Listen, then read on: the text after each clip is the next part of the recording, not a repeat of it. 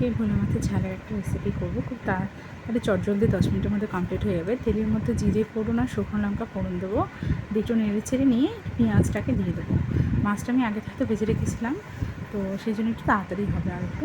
তো পেঁয়াজটাকে একটুখানি ভালো করে নেড়ে চেড়ে নিয়ে একটু ভাজা ভাজা হয়ে গেলে তারপর সেটার মধ্যে একটু স্লাইড অল্প নুন দিয়ে সেটা খানিকক্ষণের জন্য নাড়িয়ে নেবো। নুন দিলে কী হয়, পেঁয়াজটা একটু নরম হয়ে আসে। পেঁয়াজের মধ্যে যে জলটা আছে সেটা তখন ছাড়তে থাকে।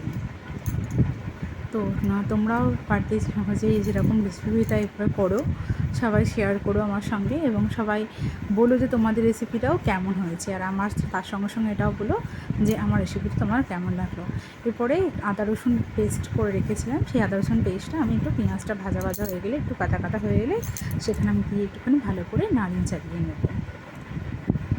এরপর যে মশলাগুলো আছে একটুখানি আদা রসুনটা ততক্ষণ পর্যন্ত একটুখানি কষবে যতক্ষণ একটু মশলার গন্ধখানে কেটে যায়। তেলের মধ্যে সবসময় আদা রসুন দিলে কী হয়, আদা রসুনের স্মেলটা খুব বেশিক্ষণ থাকে না, তাড়াতাড়ি চলে যায়। এরপর টমেটোটা দিয়ে ভালো করে ছেড়ে নিয়ে একটুখানি স্লাইড আবার একটু নুন দেবে।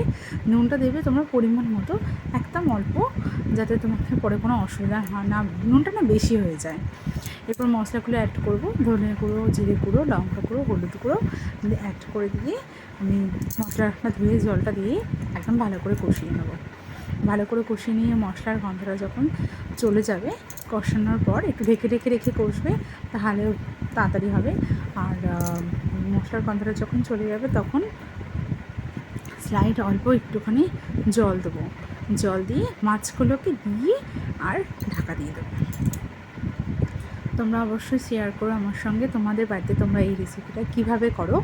আজকে তবে আমার কাছে ধনেপাতা নেই, ধনেপাতা থাকলে ভোলা মাছের ঝালের রেসিপিটা আরও বেশি ভালো লাগে, ঝালটা খেতে আরও বেশি টেস্ট হয়। ধনেপাতা ছাড়াই আজকে আমি করলাম।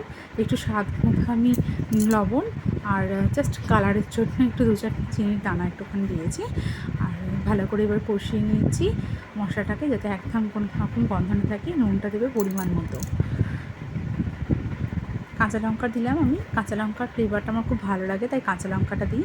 এবার মাছগুলোকে দিয়ে একটু স্লাইড নেড়ে চেড়ে এবার নামিয়ে নেব।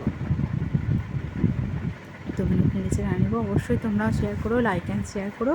রেসিপিটা ভালো লাগলে তোমরা আমাকে দেখিও তোমাদের কেমন লাগলো।